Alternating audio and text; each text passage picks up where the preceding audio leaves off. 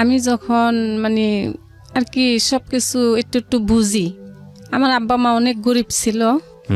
আমরা 5টা ভাই বোন ছিলাম। আমার কেউরই লেখাপড়া করায়নি, আমরা সব মূর্খ। তে আমার আব্বা দিন কামাই করতো, দেখা গেত কি জামগরে পেটের ভাত দিতে পারতো না। কতদিন দেখা গেছে যে মিষ্টি আলু আছে না, মিষ্টি আলু সকালে সিদ্ধ করে দিত, মানে তো 4-5টা, বেশি আমার ভাগে পড়তো না। তো এরকম করে আমার আব্বা গরু পালতো, দিন মজুরি কাম করতো, আর গরু থাকতো আমরা পালতাম। আমার বড় ভাই আসছিল আর আমি আসছিলাম। তো দেখা গেছে কি যে সকালে আমরা যে আলু খাইতাম, গরু নিয়ে বাড়ায় যেতাম, 3টা-4টা করে গরু দিত, আমিও নিতাম, আমার বড় ভাই নিত। আর যে 3টা ভাই বোন আসলে ছোট ছোট ছিল, আমরা 2 ভাই বোন বড়। তো ওই আলু খাইয়ে বাড়ায় যেতাম, মাঠে গরু টরু হাসার দিয়ে ওই কি করতাম, খড়ি কুড়িতাম, খড়ি কুড়ি ওই ফাঁকে ওই হিন্দু বাড়ি আসছিল, হিন্দু বাড়িতে দিতাম। তখন কি করতো, ওই কতটি মুড়ি আর একটু গুড় দিত হিন্দু বাড়ি থেকে। তো ওই খাইয়ে পানি খাইয়ে ওই গরুর কাছে যেতাম। গরু কতদিন পেট ভরতো, কতদিন ভরতো না। রাইতে আব্বা কি করতো, বাতি নিয়ে যায় গরুর গলে যায়, গরু দেখতো গরু পেট ভরছে না। যেদিন গরু পেট ভরতো ওই দিন আমগরে কিছু কইতো না, ভাত দিত। আর যেদিন গরুর না পেট ভরতো ওই দিন আমগর ভাত দিত না। যে আমরা জীবনে অনেক কষ্ট করছি। এরকম করতে করতে যখন আমার বয়স মনে করেন 10 হয়েছে, মধ্যে আমার বিয়ে আহে, তখন আমার আব্বা বলে যে আমি গরিব মানুষ, আমার মেয়ে আমার মতো দেখে দিম। কিন্তু ওর বাপের বাড়িতে অনেক জমিন আসছিল। আমার আব্বু বললো যে না, আমি অত ধনী বাড়ি আমি মেয়ে দিম না। আপনার বয়স কত যখন বিয়ের কথা হচ্ছে? তখন আমার 10 বছর বয়স। আমার শুধু একটা প্যান্ট পরন আমার বিয়ে হয়েছে। আচ্ছা।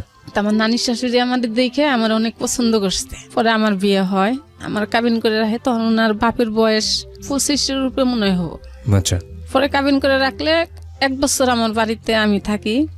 1 বছর পরে আমার উঠায় নেয়। নেওয়ার পরে স্বামী বিয়ের দিন তো নেই, মনে করেন যে বোঝা গেছে যে উনি ভালো না। ছোট আসছিলাম ঠিকই, কিন্তু আমি বুঝতে পারছি যে হে ভালো না। আচ্ছা। আমার দাদা বাইসা আসছিল, আমার আম্মা এখনো আছে, আমার আব্বাও এখন আছে, আমার দাদি এখন আছে। আমার দাদা মারা গেছে। তা আমার দাদাই কি করতো, আমার উঠাই নেওয়ার পরে ওই জ্বালা যন্ত্রণা যখন শুনছে, আমার এরকম জ্বালা খাইতে দেয় না, তারপরে হে সংসার বুঝে না, হে বউ চিনত না। ওই শিয়াল কুত্তার মতন ওই যে একটা সংসার যে কি জিনিস এটা উনি বুঝতো না।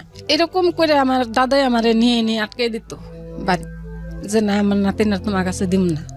ওই দাদার পায়ে ধরে মাপ চাইতো, ওই ক্ষমা কইতো, কই যে না আমি এরকম ভুল আর করবো না, আমি এখন ভালো হয়ে যাম গা। ওই আবার নিয়ে গেলে দেখা গেছে যে ওই মারামারি ধরাধরি করতো।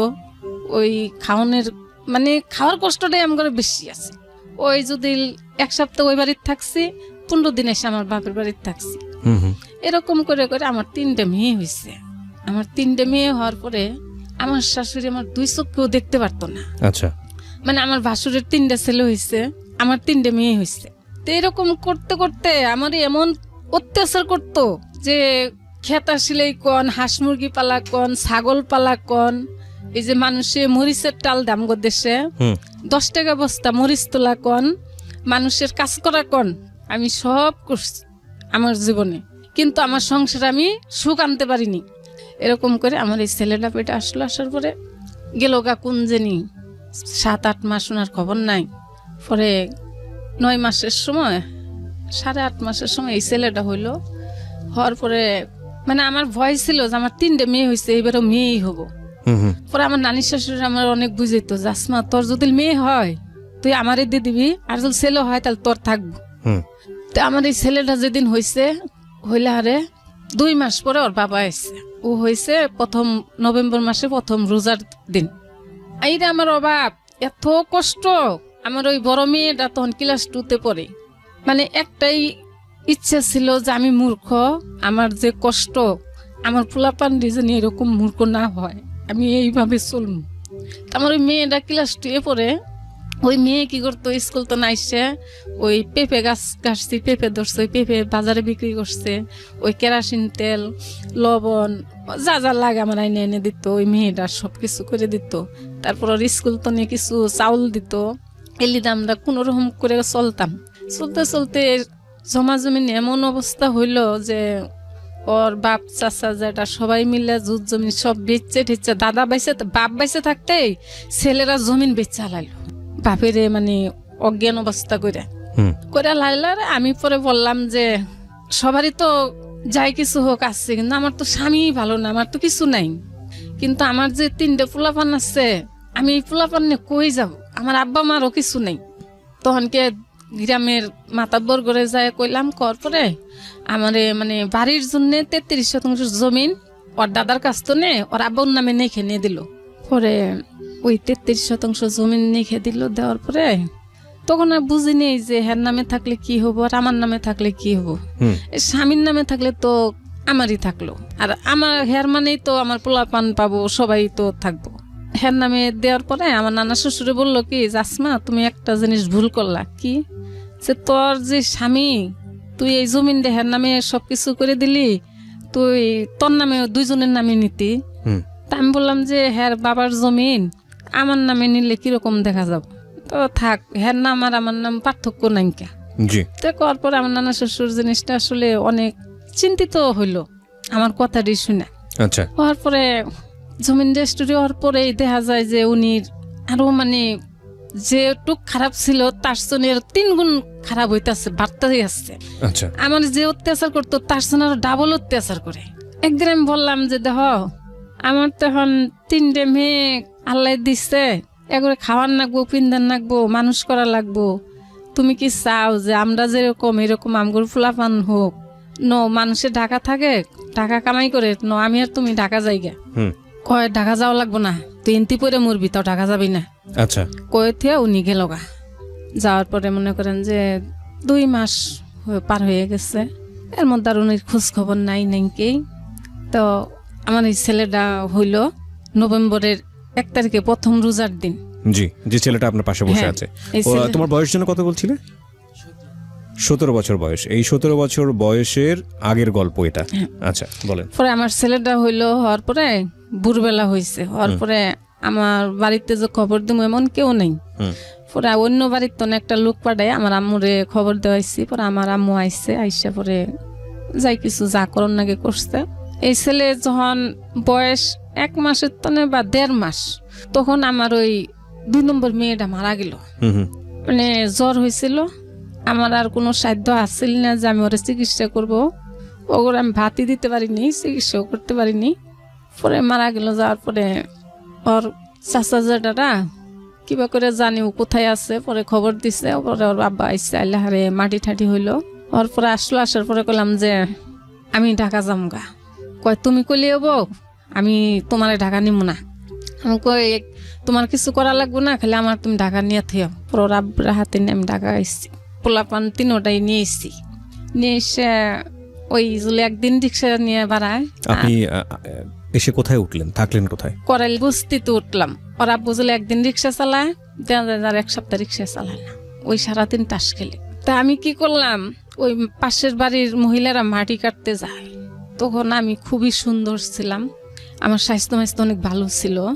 পরে আমি ওগোর সাথে মাটি কাটতে যাই গুলশানে গিয়ে, তখন ওই যে ঝিলের মুড়িতে মাটি ফেলায়। তো এই ছেলে তখন কোথায়, কি ওই ছেলেরে আমার বড় মেয়েটারে নিয়ে, এই ছেলেরে নিয়ে আমি হইতে একসাথে সকালে বাড়াই আসি ভাত নিয়ে। ওই ঝিল পারে ওরে হইতে ওই মেয়েটার ওষুধ দিয়ে থুয়ে আমি মাটি কাটি। আচ্ছা, আর ওই মেয়ে কি করে, ওরা শোয়াত হয় কতক্ষণ কুলে নিয়ে বই থাকে। আপনার মেয়ে? হ্যাঁ। ওর বয়স তখন কত? ওর বয়স তখন 9-10 মাস হবো। আচ্ছা। পরে এরকম করে কিছুদিন আমি মাটি কাটলাম, কাটার পরে দিন 60 টাকা মজুরি তখন মাটি কাটা। পরে ওই সারাদিন মাটি কাটা দেখি কি টাসি খেলতেছে, উনি বই থেকে সারাক্ষণ টাস খেল। আপনার জামাই? হ্যাঁ, আমার সাথে কার্য থাকতো, সবসময় উনির সাথে কার্যবাজি থাকতো। মানে আমার ওই জিনিসগুলি সহ্য হতো না, যে পোলাপান তো খালি আমার না, হেরো তো নিশ্চয়ই। কিন্তু আমার মনে চাইতেছে যে আমার পোলাপান আমি ভালো মানুষ করবো, কিন্তু হের মনে চায় না। তাইলে আমি তাহলে কিভাবে চলবো? পরে আমার মধ্যে সবসময় হের সাথে কার্য ঝরকা থাকিয়ে যাইতো। এরকম করতে করতে এক সময় আমার একটা চাচাতো ভাই আসছে আমার কাছে, মানে আমার আপন চাচার ছেলে। ওই আমার ছোট তখন, মানে একটা কোরআনের হাফেজ হয়েছে উনি, শস্যবাড়ি তো নে, যে ওই জায়গায় থাকেও পড়াশোনা করবো। তো ওই ছেলে কি করলো, কিছুদিন থাকছে, পড়াশোনার সময় দেয় না, না দেওয়ার পর আমারে যায় কইতাছে, জাপা আমারে ওরা পড়াশোনার সময় দেয় না, তাহলে আমি তোমার কাছে থাক। তা আমি কইলাম যে তুই থাকবি, যে আমারই তো সংসার চলে না। পরে কয় আমি কিছু করব, আমি পড়াশোনাও করবো, আমি কিছু করবো। তো আমি কইলাম যে তাহলে ঠিক আছে, দেখ তুই কিছু জল করতে পারস, কিন্তু তোর আব্বা দিছে তোরে ভালো জায়গায় থাকতে, হেরোনো থাকলে তোর ভবিষ্যতে একটা মানুষ হইতে পারবি। কয় না, আমি ওই জায়গায় থাকবো না। কয়ে 1 মাস আমার কাছে থাকলো। আমি এই একদিনকে রাত্রে, মানে ওর আব্বা থাকে চকির উপরে, ছোট্ট একটা চকি আছে, চকির উপর আব্বা থাকে, আমি ফুলা পান নিয়ে আর ওই আমার ভাইটা নিচে থাকি। পরে একদিন রাত্রে 12টা বাজে আমার স্বাস্থ্য বাইরে ধুম করে লাথি মারছে ওর আব্বা। আচ্ছা। তা আমি তো বেশি ঘুমা আসিনি, আমি উঠছি, উঠে বসছি। তা আমার ভাইয়ের কান্দে না, লাথি যে মারছে ও কান্দাকাটি নেই, ও উঠে বই পড়ছে। কি হয়েছে এমন কি? কয় শালা আমার বউ নিয়ে তুই ঘুমাবি? ওহো, মানে ছোট বাচ্চা, অনেক ছোট, এই যে সেদিন বিয়ে করলো ছেলেটা। আচ্ছা। কয় আমার বউ নিয়ে শালা তুই ঘুমাবি? শালা আমার বউ আমার কাছে থাকে না, তোর বলকে থাকে। একই ঘরের মধ্যে? হ্যাঁ, এক ঘরের মধ্যে। আজ পয়লো একটু ফর্সা হয়েছে, উনি আবার 5 ওয়াক্ত নামাজ পড়ে, আমার ছোট ভাইটা, মানে কোরআন পড়ে তো, হাফিজ মাদ্রাসার ছাত্র। তো উনি কি করছে, ভোর 5টা বাজে উঠে নামাজ পড়তে গেছে। আমি সকালে উঠে রান্তাছি, আমিও কামে যামগা, দেখা যায় 8টা বেজে যাবো, আর আহে না। কিরে ও 8টা বেজে গেলো আহে না কেন? তো আমি ভাতটাত বাইরে বাটির মধ্যে রেডি করে, মানে আমার মনটা যেন কিরকম খালি দাপাইতেছে যে কি হইলো। এইরকম করতে করতে দেখি যে 2 জনে ওরে ধরে নিয়ে এসছে, নাক দিয়ে রক্ত খেয়ে পড়তেছে, মানে ওর বাপে মানুষদের মারাইছে এরকম করে। পরে ওর বাপ গর্তনে গেল, যাওয়ার পরে আমি তখন আসলে ঢাকা শহরে কিছু চিনি না। যাওয়ার পরে আমি আর ডাক্তারের কাছে নিতে পারি না, কই নিম, এরে কই ওরে কই যে কি করবো, ওর জ্ঞান ফিরে নেই, মানে অজ্ঞানী আসছে আমার ছোট ভাইটা। পানি ঢালতে ঢালতে ঢালতে ঢালতে এত ওর জ্ঞান ফিরে না। পরে ঘরে হুয়াইয়ে, তখন তার কেরো কাছে মোবাইল নেই, আমার কাছে মোবাইল নেই। আমি দোকানে গেছি, যে আমার আব্বারে ফোন দিছি। আমার কাকা ওই জায়গায় আছে। যখন আমার কাকা ওই জায়গায় আছে, তখন আমার আরেকটু মানে মন দুর্বল হইতে আসছে, যে তাহলে হেরাতলি শুনছে। তারপর আমার আব্বা কাকা সব এক জায়গায় আছে। এর মধ্যে আমি ফোন দিছি, আমার আব্বা কইতেছে তোমার কাকার সাথে কথা কো। পরে কাকার সাথে আমি কথা বললাম, কয় মা কি হয়েছে? আমি কই কাকা এই ঘটনা, তোমরা যদি ওরে দেখতে আসলো, আসার পরে যখন ওরা ঘরে ঢুকছে, তখন আমার ভাইদের জ্ঞান ফিরছে। তা আমার আইসে বলতেছে যে তুমি কি ডাক্তারখানায় নিতে পারছিল না? আমি কই আমি তো ডাক্তারখানা চিনি না, আর আমার কাছে কোনো টাকা পয়সাও নাই। পরে আমার কাকা এসে, আমার আব্বা এসে ওরে তাড়াতাড়ি করে মেডিকেলে নিয়ে গেছে। নিয়ে যায় মুখ ঠুকে যেন ছুলে টুলে গেছিল, ব্যান্ডেজ ট্যান্ডেজ করে নিয়ে এলো। রাইতে পরে বাড়িওয়ালা করে ডাক দিয়ে নিয়ে বসলো যে এটা এখন কি করা যায়। সারাদিন যেমন বাড়িওয়ালারাও বলছে যে এটা কোনোভাবেই সম্ভব না, এতটুক ছোট বাচ্চা, আর উনি হয়েছে 3-4 পোলাপানের মা, আর উনি আপন বোন, কোনোদিন এটা মানে মাইনে নেওয়া যায় না। পরে আমার আব্বার আমার কাকারে পরে বললো যে দেখেন, যে কথা বলছে আর যা করছে, এর বিচার আপনার এলাকার ছেলে, আপনি এলাকায় যাই করতে পারবেন, ঢাকা শহরে কোনো বিচার হবে না। তো আমার কাকা আমার আব্বা এরা বললো যে আমার ছেলেরে মেরে হালাই দেন দুশ্চিল, তাহলে আমার মেয়েও তো মেরে হালাই দিব, জি, ওর তো কোনো মেয়ে আটকিব না। যাক, আমার মেয়েও এনে থাকবো না, আমার ছেলেও এনে থাকবো না। আচ্ছা। পরে আমারে 2 মাসের গর্বার আমার কাকা দিল, দিয়ে আমাদের সহ পোলাপান সহ নিয়ে গেল গা। নিয়ে যাওয়ার পরে আমি আমার বাপের বাড়িতে থাকি। আমি হিন্তনে, ওনার সাথে আমার কথা বন্ধ। আমার বাপের বাড়িতে থাকি, এর কাছে খবর পাঠায়, ওর কাছে খবর পাঠায়, আমি বাড়িতে যাবো না। তা আমার কথা হইলো যে আমি তো আনিসের বউ, আমি তোমার কাছে যাবো কেন? আর তুমি যদি আমার নেও, তাহলে তুমি মিল হও আগে, তুমি গার্জেন নিয়ে মিল হয়ে তারপর আমার নিবা। জি না, উনি কোনো মিল হবো না, উনি ওইভাবে যাব না, উনি আমারে নিব না, মানে ইয়ার মুখে যখন যেটা আসলেই বলে। তো এরকম করতে করতে আমি বেশ কিছুদিন বাড়িতে থাকলাম। থাকার পরে আমি হালকা হালকা চিন্তা করি যে আমার একটা মেয়ে মরে গেছে গা, আর 3টে বাচ্চা আছে, আমার বাপ মা নয় খাওয়াটা দিব, কিন্তু ওকে কাপড় চুপড় পড়াশোনা এটি কে করাবো? রাইট। আমি যদি ঘরে বয়ে থাকি, তাহলে তো আর আমার মতোই হবো সব। তো একদিন আমি ভোর 5টা বাজে উঠছি, ওটা আমার আম্মা কিছু টাকা রাখছিল এক জায়গায়, আমি দেখছি। দেখার পরে আমি ওই জায়গায় 500 টাকা নিচ্ছি, নিয়ে পুষ মাঘ মাসের শীতের মধ্যে আমি একটা কাপড় পরে আমি ঢাকা দিক রওনা হইলাম একা। আমার দাদিরে কই আসলাম। তখন ছেলে মেয়েগুলো কি আপনার সঙ্গে ছিল না? বা আমি বাড়িতে আমার আব্বা মার কাছে রাই খাইলাম। আচ্ছা, মানে পোলাপান ফেলাই ঠেলাই থুয়ে একা আমি একাই? খালি একা এসে পড়লাম ঢাকা। আচ্ছা, ওই সময়টাতে আপনার জামাই কি ঢাকাতেই থাকতো? হ্যাঁ, উনি ঢাকায় থাকতো। কি করতো উনি? উনি ওই যে মাঝে মাঝে রিক্সা চালাইতো। মাঝে মাঝে রিক্সা চালাতো। আচ্ছা, পরে ঢাকা আসলাম। আমার ভাই, আমার ছোট ভাই আমার সমানে মানে ই করতেছে, বিষাইতেছে ওরা। হুম আমি যে বাড়াইছি কেউ জানে না, আমি অন্ধকারে বাড়াই আসছি। হুম বাড়াই আসি আর মানে চোখের পানি ধরে রাখতে পারতাছি না যে আমি কিভাবে কোথায় যাব। হুম তো আমগরে বাড়ির অনুকার একটা লোক ছিল, এর সাথে আমি দোকানে ফোনে কথা বললাম, বললে কইলাম যে আমি তো ঢাকা আসতেছি, তাহলে আমারে একটু জায়গা দেবা। জি। পরে উনি আমার বললো যে তুমি আসো, তোমারে আমি দেখুন।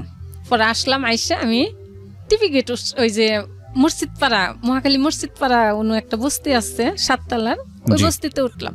ওকে। ওঠার পরে আমার উনি একটা কাজের লোক ঠিক করে দিল, 5 জন মানুষের পাক আমারে নিয়ে দিল, মেসে রান্দা।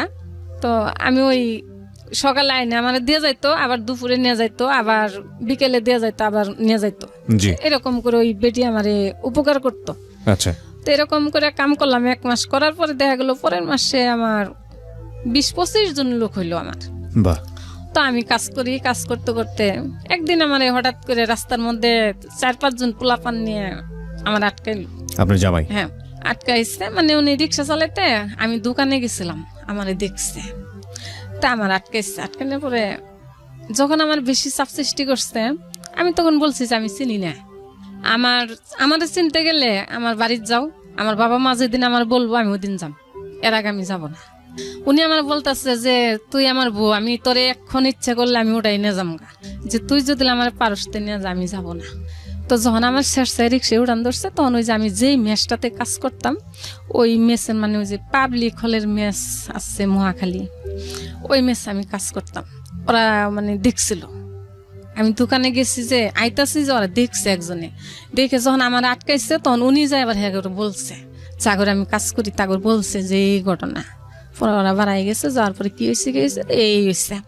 পরে তখন কয় শালা, তোর বউ হইলে তোর বাড়িঘর নাই, তোর রাস্তার মধ্যে বইছে, তোর বউ যদি হয় তুই ঢাকা শহর, তোর বাসা বাড়ি নাই, তুই হেনু যা, তুই এনুকে রাস্তার মধ্যে কে কয়ে মানে ওরে মায়েরও দিছে কিছু, দেওয়ার পরে গেছে গা।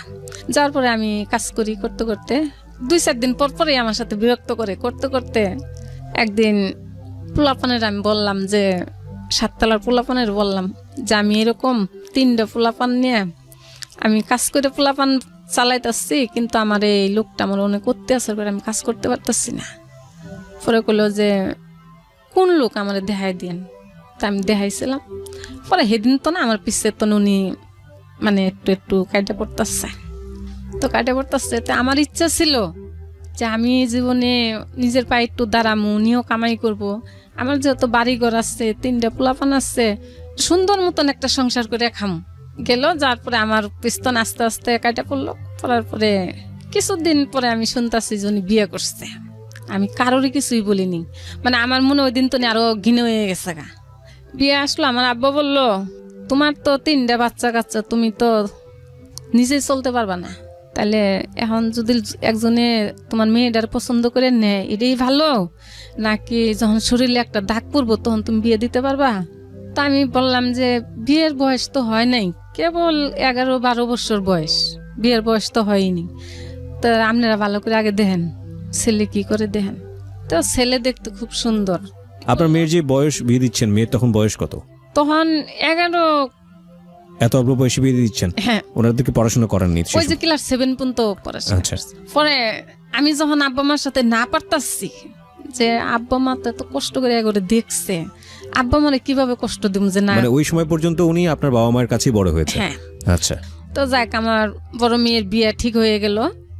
30,000 টাকা নগদ দিতে হবো, যৌতুক? হ্যাঁ, আমগো দেশে যৌতুক ছাড়া বিয়ে হয় না। আচ্ছা। তো আমার নাই দিকে কম নিচ্ছে। পরে 30,000 টাকা দেওয়া লাগবে, তখন আমার কাছে কোনো টাকা পয়সা ছিল না। 1 লাখ টাকার উপরে আমি ঋণ হইলাম, ওই মেয়ে বিয়ে দিতে যায় ঋণ হইলাম। হওয়ার পরে বিয়ে টিয়ে পার করে আমি মহাখালী আসলাম। আবার আইসে তো মহাখালী আমি যে কামাই করি তাতে পোলাপান নিয়ে নিজের চলাই আই থাকে না। পরে উন্তনে আমি মিরপুরে আসলাম 12 নম্বর মহাখালীতলে 12 নম্বর আসলাম। আমাদের এলাকার একটা লোক ছিল, হের কাছে আসলাম। আইসে হের কাছে আমি থাকবো, তো 1 মাস হের কাছে থাকলাম। আমি 1 মাস থাকার পরে হেগর যে পরিবেশ, হের 2টা মেয়ে ছিল, একটা ছেলে ছিল। তো হের মেয়ে ছেলে অনেক মানে বিচ্ছিরি আছিল, ভালো ছিল না। বিশ্রী বলতে মানে কি পরিবেশটা ভালো ছিল না, তাই না তো? ভালো ছিল না, মানে মানে ওরা সব দিক দিয়ে নোংরা ছিল। পরে আমি ওকে কাস্তনে সরে গেলাম। যাওয়ার পরে একটা মহিলার সাথে আমার মতোই কাজ করে, এর সাথে আমি থাকবো। পরে আমার মাসে 600 টাকা দেওয়া লাগবো, তাও খালি রাইতে ঘুমাইতে হবো, দিনে যাওয়া যাব না। বাসায় আমার দিনে যাইতে দেবো না, শুধু রাতের বেলা ঘুমাতে হ্যাঁ, পারবেন। মানে রাত্রে উনি থাকবো, আমারে থাকতে দেবো, দিনে উনি থাকবো না, আমারও থাকতে দেবো না। পরে ওই সারাদিন আমি কাজ করি, ওই যেন যেন কাজ করি, বয়ে থাকি। তো ওই দেখা গেল কি যে আমি ওই ভোর 5টায় যে বাড়াই আসছি, রাত 10টা 11টা পর্যন্ত আমি কাজ করি।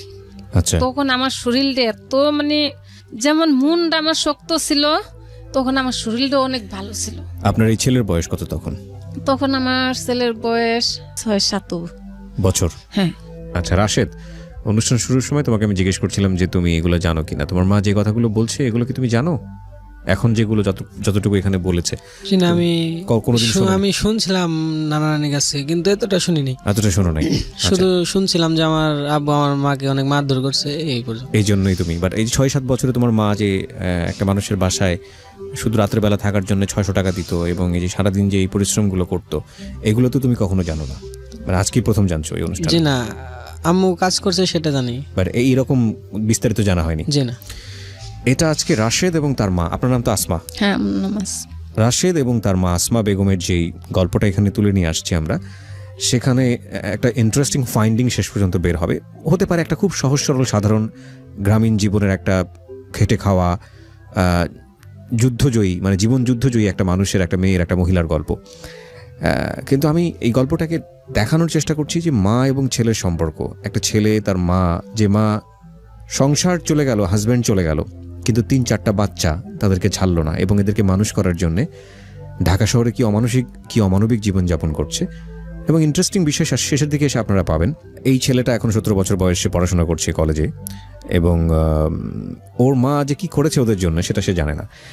এই যে না জানার বিষয়টা, এই না জানার বিষয়টা কিন্তু আমাদের প্রত্যেকের জীবনেই আছে। আমরা শুধু আজকের এই গল্পটাকে রাশেদ কিংবা আসমা এই গল্পের সমীকরণে না দেখি। আমাদেরকে মানুষ করার জন্যে আমাদের মারা, আমাদের বাবারা কি পরিমাণ কষ্ট করেন, কি ভয়ানক রকমের রিস্ক নেন, কি ভয়ানক রকমের মানসিক প্রেশারের মধ্যে দিয়ে যান নিজের সন্তানকে খুশি করার জন্য। 2-1জন থাকেন ব্যতিক্রম, সেটা অন্য হিসাব। সেই গল্পটা আমরা যখন পরিণত বয়সে যাই, আমাদের স্কুল হয়, কলেজ হয়, বিশ্ববিদ্যালয় হয়, চাকরি হয়, কিন্তু দুঃখের বিষয় হচ্ছে আমাদের সময় হয় না আমাদের মার কাছ থেকে শোনার যে আপনাকে বড় করতে গিয়ে কিংবা আমাকে বড় করতে গিয়ে আমাদের মারা কত কষ্ট করেছে, আমাদের বাবারা কত কষ্ট করেছে। এই ছেলেটাকে আমি অনুষ্ঠানের শুরুতে জিজ্ঞেস করেছিলাম যে তোমার মা আজকে তোমাকে এখানে নিয়ে এসছে, তুমি কি জানো, গল্পটা জানো? ও জানে না, এবং না যে জানা সেটার পিছনে ও দায়ী না, এটার পিছনে আমাদের সিস্টেমটাই আসলে দায়ী। সিস্টেমটাই এরকম। আমরা একটু সামনের দিকে আরেকটু আগাই, আমরা জানি না এই গল্পটা কোথায় গিয়ে দাঁড়াবে এবং শেষ কোথায় কি হতে পারে। আর আপনাদের সবাইকে বলছি, আপনারা যদি এই অনুষ্ঠানে অংশগ্রহণ করতে চান, গল্প যে কোনো রকমের হতে পারে, এটা একটা খুবই ওপেন প্ল্যাটফর্ম, এবং সেজন্য আপনাকে যেটা করতে হবে, আমাদেরকে ফোন করতে হবে। আমাদের ফোন নাম্বারটি হচ্ছে 09611904 আমি আবারও বলছি 09611904 এখানে ফোন করার পরে আপনি আপনার নাম এবং সেল নাম্বারটি স্পষ্ট করে বলবেন, এবং তারপর যে ডিরেকশনটা আপনি পাবেন সেই অনুসারে আপনি আপনার গল্পটি রেকর্ড করবেন। জি, আমরা আসমা বেগম আন্টি বলি আপনাকে। যেখানে আমরা ছিলাম সারা রাত 10টা পর্যন্ত আপনি বাইরে মানুষের বাসায় কাজ করতেন। আমি ওই ভোর 5টা বাজে বাড়াই রাতের 10টা, 10:30, 11টার কাম শেষ করি। আমার শরীরে কোনো দিন কয় নাই যে আমি কাজ করতেছি। আমার শরীরটা এত পাতলা ছিল যে খারাপ লাগতো। একটা টাইমে যখন রাত্রে যায় ঘরে শুইতাম, তখন ওই পোলাপানের কথা মনে পড়তো, তখন একটু খারাপ লাগতো।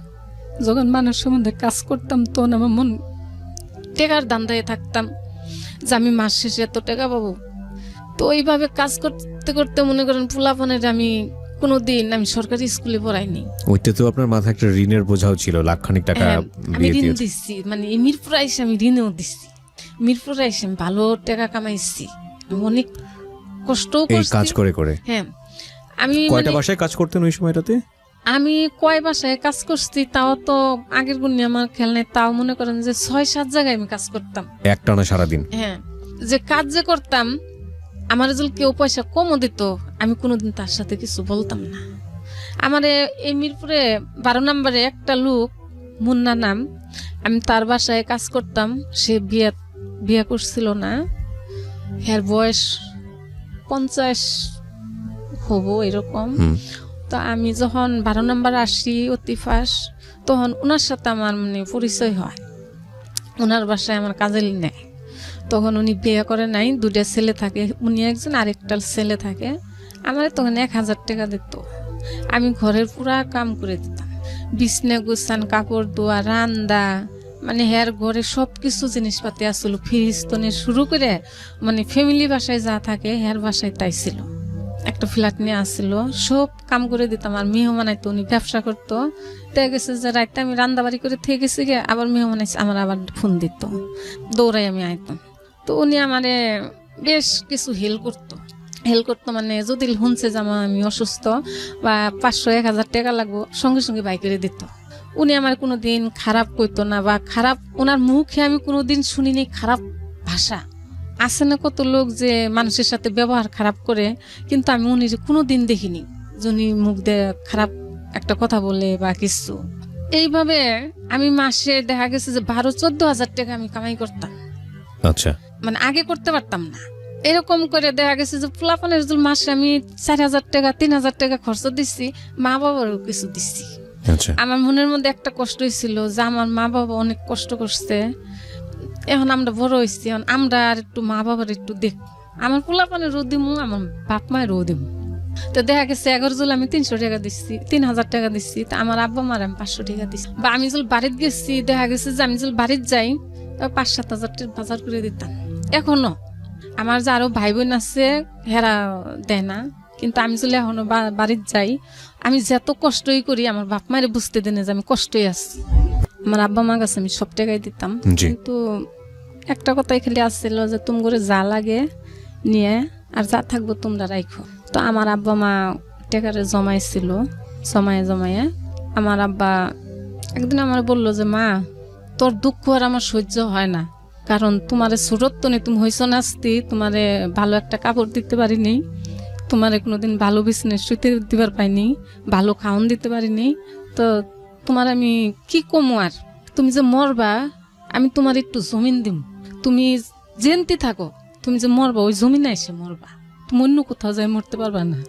তা আমার আব্বা আমারে 200 জমিন লিখে দিচ্ছে। দেওয়ার পরে ওই যে আমার আব্বার কাছে টাকা পয়সা আসছিল, তো 5-5.5 লাখ টাকা খরচ করে আমার বাড়ি করে দিচ্ছে, ওই জায়গার মধ্যে 2টা রুম করে দিচ্ছে। এই 5-5.5 লাখ টাকা আপনি এই মানুষের বাড়ি বাড়ি কাজ করে করে জমিয়েছেন? হ্যাঁ। ওকে। তো আমার আব্বা মানে এতটি জমা হয়েছিল না, কিছু কম আসছিল। আচ্ছা। তো বাড়ি করছি আজ 3 বছর। ওকে।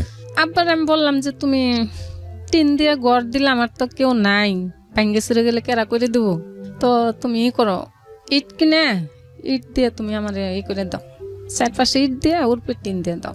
তো আমার আব্বা তাই করে দিচ্ছে, ওই বাড়ি করে দিচ্ছে, বাথরুম টাথরুম সব, গোসলখানা সব, মানে ঢাকার বাসার মতোই করে দিচ্ছে। তখন আমার ঘরে 3-4টা মেয়েও রাখতাম, আমার দেশে তো নাই না, আমি একটা রুম নিলাম, নিয়ে 4-5টা মেয়ে রাখি। ওই মেয়ে ঘরে সারাদিন কাজও করি, ঘরেও রান্ধি, হেগরেও খাওয়াই, মানে আমি সেরকম পরিশ্রম দিতাম তখন আরো বেশি। তখন আমার মাসে মনে করেন যে 14-15 হাজার টাকা আমি বাড়িতে দিতাম প্রতি মাসে। ওই মেয়েগুলো কি করতো? মেয়েগুনি গার্মেন্টসে চাকরি করতো। আচ্ছা। তো এই মেয়েগুনি থাকতো আমার কাছে, আমি মাসে মাসে ভালো টাকা দিতাম। ওই মেয়েরা কি করতো, টাকা পাই আমার কাছে দিয়ে দিত, অগরে যেই টাকাটা জমা থাকতো ওই টাকাটা আমি এক নগে বাড়িতে দিতাম 50-60 হাজার, আবার পরের মাসে আবার ওগর টাকা ম্যানেজ করতাম। এরকম করে আমার বাড়িটা কমপ্লিট করাইছি। করানোর পরে বাড়ি কমপ্লিট হয়েছে, ওই আমার মেয়েটা ক্লাস 9-এ যখন উঠলো, তা আমি এত কষ্ট করে কোচিনেও পড়াই, ভালো কোচিনেও পড়াই, ঘরে পড়তে বসে না। তো ওই দেখা যায় যে ডাব শ্যাম্পু ছাড়া উনি শ্যাম্পু ব্যবহার করে না, তেল ছাড়া কোনো তেল ব্যবহার মানে উনি বাসা বাসা জিনিস ছাড়া উনি ব্যবহার করবো না। আপনার মেয়ে? হ্যাঁ। আচ্ছা। তো আমি যে কৈতন দিতাম ওটা ওরা বুঝতো না, ওরা মনেই করে না। ওরা মনে করে যে ওরা বড় লোকের মেয়ে, ওরা এরকম করে চলে। তো এরকম করে দিতে দিতে যখন 9 পরীক্ষা দিল, রেজাল্ট যখন খারাপ আসলো, মানে পাশ করছে, রেজাল্ট ভালো না, তখন আমি বললাম যে দেখ আমি জীবনে কি করলাম তোরা তো দেখলি না জীবনে, কিন্তু এই রেজাল্ট আমি তো করে পড়াশোনা করাম না, আমি তোর ঢাকা নিয়ে যাম, কাজ করাম তোর দে। ঢাকা নিয়ে আসলাম, নিয়ে এসে গার্মেন্টসে দিলাম। আমি গার্মেন্টসে দিয়ে ও কান্দে না, আমি কান্দি যে ওর পড়াশোনাটা আমি নষ্ট করাইলাম। তা মাঝে মাঝে আমি কি করি, স্কুল খুঁজি ওরে না কইয়া।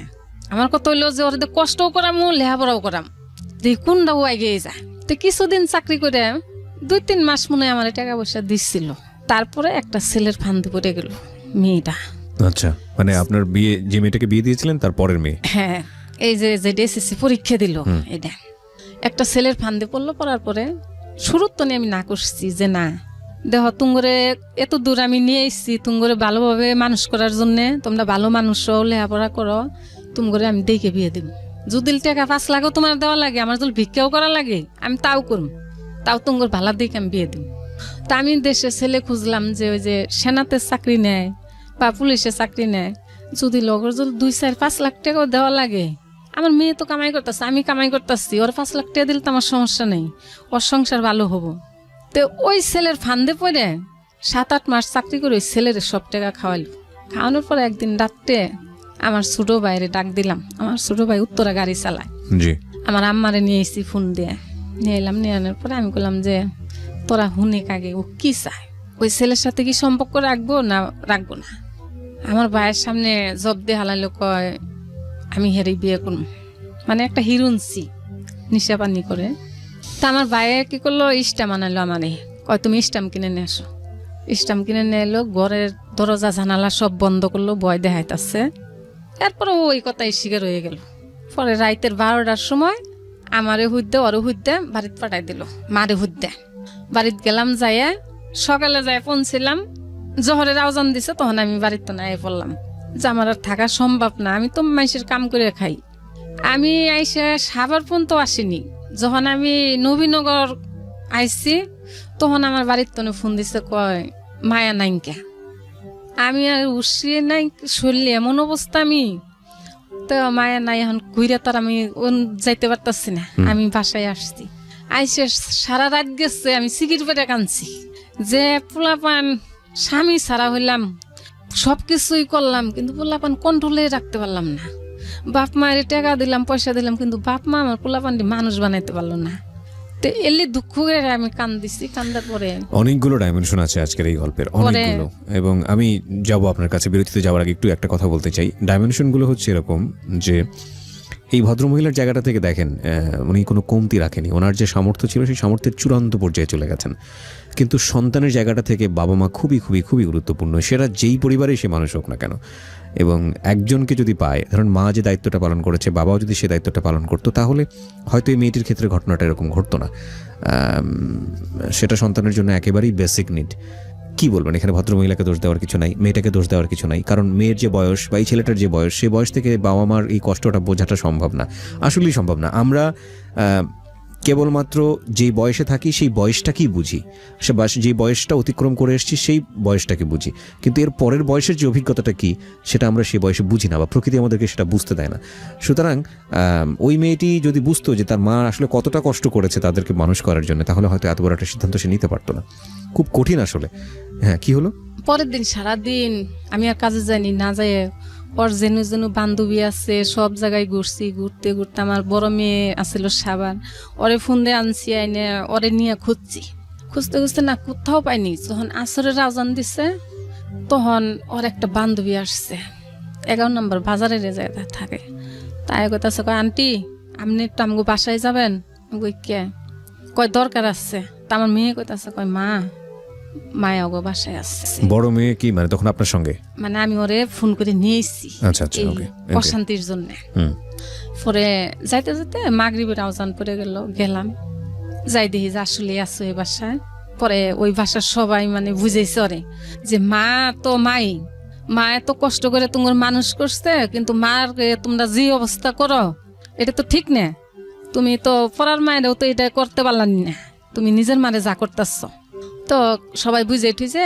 পরে আমারে কই দিল জ্বরে যেন বাসায় নিয়ে মারেন না। ওরে বাসায় সবার কাছ থেকে কই ঠই নিয়ে এলাম, নিয়ে আহেরা বাসায় এনে ওর কিচ্ছু কইনি। যেমন কালকে বেতন পাবো, এটা আজকের ঘটনা। তো রাইতে আমি বুঝাইলাম যে মা, আমার বাড়িতে এরকম ঘর দরজা দিতেছি, টাকা পয়সার খুব প্রয়োজন, কিছু ঋণ আসছি, বেতন পাই যেন কারোর দেও না, বেতন ঘরে নিয়ে এসো। ও বেতন পাইতো 12-14 হাজার টাকা করে বেতন পাইতো গার্মেন্টসে। আজকে রাইতে এই কথাবার্তা, কালকে ও বেতন পাবো। ওরা আবার ওই যে ডাচ বাংলার মাধ্যমে ও টাকা উড়ায়। তো টাকা উড়াইয়া ছেলেরে দিতে আসছে সব 13,000 না কত হাজার টাকা দিয়েছে। আচ্ছা, দিয়ে যখন ঘরে আসছে ওই দিনকে আমি ওর পিটুন দিচ্ছি, মানে হাত পা বাইন্দে ঝাড়ু দিয়ে পিটাইছিলাম।